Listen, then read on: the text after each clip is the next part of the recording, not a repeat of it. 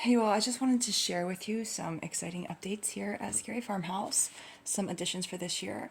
Now, some of you all know I tried to sprout some skirret seeds. Now, I did not cold stratify those. I just I didn't get around to it. It was a really busy year later in the year working on some other projects.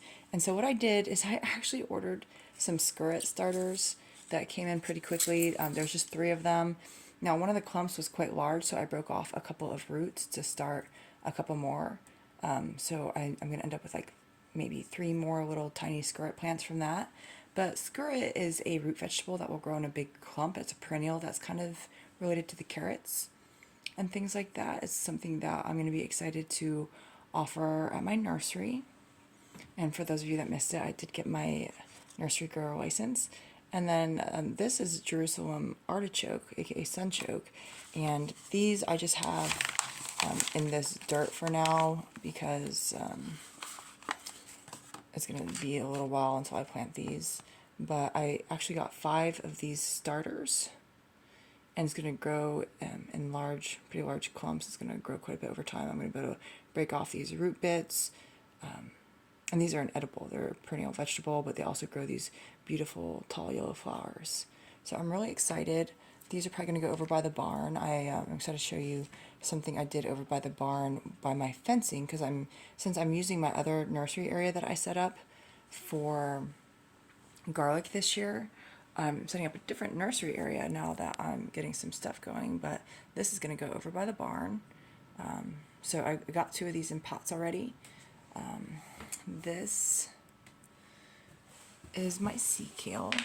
I've started numerous packets of Sea Kale seeds that I'm excited to offer for my nursery now. So this is a dandelion root that I included in here so that I could keep track of which side is upright and downright on the Sea Kale plants.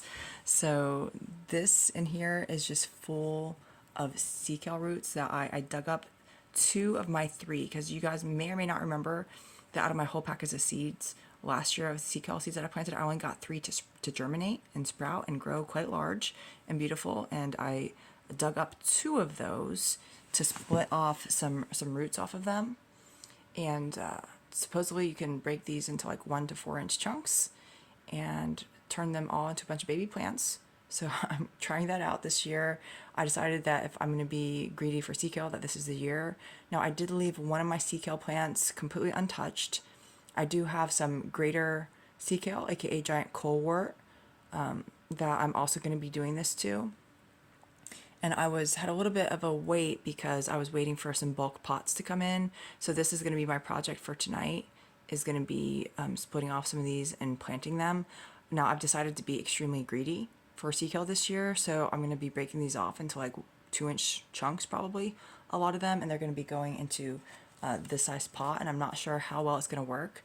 I did plant some of them into bigger pots, and I've already had about 6 or 7 or so of the Sea Kale seeds that I planted germinate. This year I did soak them in a sprouting style, where I soaked them in water for a while, and then I kept them like partially covered in water for a while. So we'll see how it goes.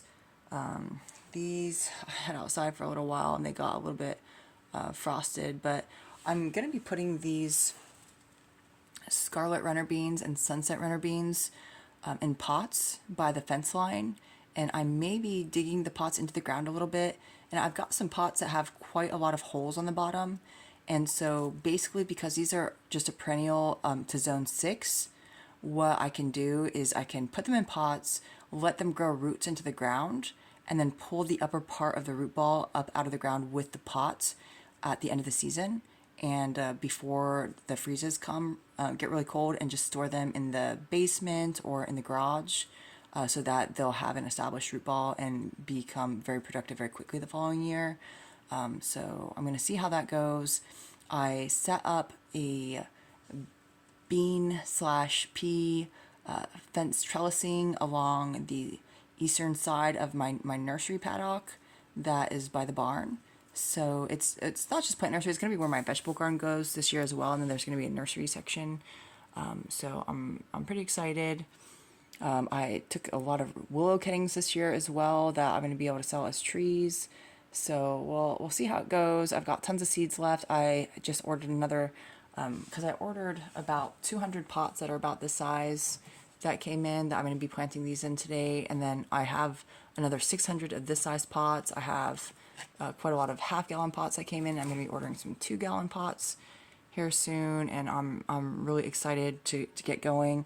Now my comprehension, I've got to call the nursery licensed people, but I'm pretty sure I have to get things going, get it all going, and then before it's ready to sell, then I have to call and get my inspection done. So I'm trying to get as much going as quickly as possible, even though I might not be selling stuff until like fall. So we'll see how it goes as far as the plants and stuff, the perennial plants. Now I could still start annuals. The annuals don't require the nursery grower license, so I could still start annuals and sell those. But I'm really wanting to introduce a lot of these perennials into people's gardens. It really gets me excited.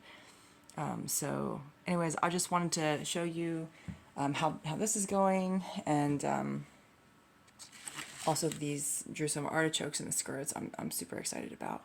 So anyways, take it easy, y'all.